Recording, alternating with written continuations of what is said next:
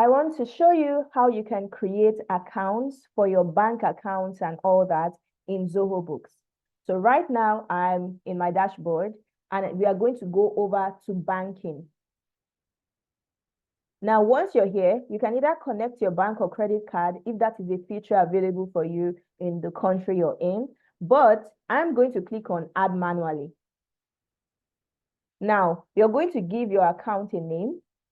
And you want to name it based on what it really is and in a way that it will be easy to recognize. So let's say I have an Access Bank corporate account. I would name this Access Bank Corporate. So you just go ahead and give the account a name, and then you can put the account code if you have it available. You also choose the currency, right? So there's a drop-down menu with different currencies. I'm going to leave it on Naira because that's the currency it's denominated in. And then you can put the account number here, right? And then the next thing is the bank name. So this is Access Bank. So for your account name, you can actually name it based on what it is. So if, for example, the name on the account is Content Marketing Babe, you can name it Content Marketing Babe Access Bank Corporate, right? Now, once you're done, you can put your routing number if you have it, if you need it, and then you can add a description for it. So you can say the business's corporate account with Access Bank, corporate account with Access Bank. Perfect. Now, you have the option to make this your primary account. And what this means is most of the transaction you're going to do, it will be this account that they will show first. And then you can always click to change it and so on. So let me make it the primary account and I will click on save. Perfect. So it is showing the account here, right? Access Bank Corporate. And they're saying there are no transactions yet. So you can import transactions from your bank statement, or you can start adding in your transactions manually, right? So I'm going to show you how to do that. You see the add transaction sign here. You click on it, and then you can choose what you want to add. So you can add an expense, you can add a vendor payment, you can add a transfer to another account. So if you have a separate bank account and you moved money from one account to the other, this is the feature you would use. You can add all sorts of things. Owner's drawings. So when you take money from your business, you record it as owner's drawings. And then for money in, you can record a customer payment. You can record a sale without invoice. You can record a transfer from another account and so on. So let's assume that I contributed money to this business, that I invested new capital in my business. I would choose owner's contribution. And then what account did I contribute this money to? I'm going to choose owner's equity. And then on what date? You put the date, you put the amount. So let's say I put 500,000 Naira. How was this money received? Via bank transfer. Now you can put a reference number and you can also add a description. New capital introduced.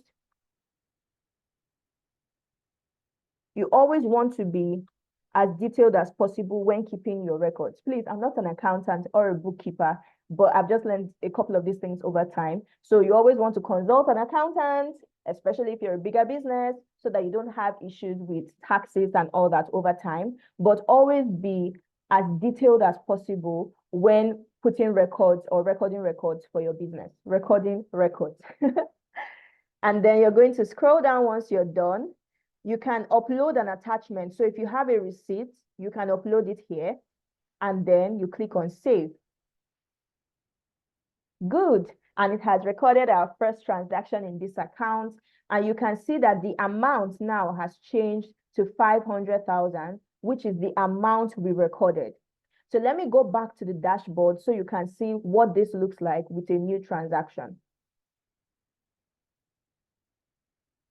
Good. So all these parts, total receivables, total payables are all showing as 0. But when you scroll down to cash flow, you would see that there has been an incoming of 500,000, which is the amount we put in. And our cash as at the year end is 500,000. Now, if I scroll down, you would see it's not showing under income and expenses because it's not income. It's capital I introduced into the account, right? So this is how it records. This is how you can create a bank account. So let's create a second one so I can show you how to transfer from one account to another. Excuse me. So let's go back to banking. Good. And now we're going to click on add bank or credit card. Now, one very important thing I want to note here is you cannot create a bank account from the mobile app. So that's one limitation of using the mobile app. If you want to create a bank account like this, you need to use your system, or you can use the web app on maybe your phone's mobile browser, right? Put it on desktop mode and you should be able to do that. But you cannot do that from the mobile app. So I'm going to click on add bank or credit card. And, oh no, I need to add this manually, I forgot.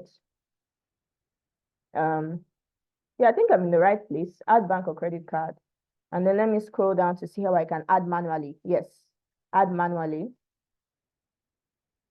And then you just follow the same process again. So let's say this one is with GT Bank, right? CMB GT Bank.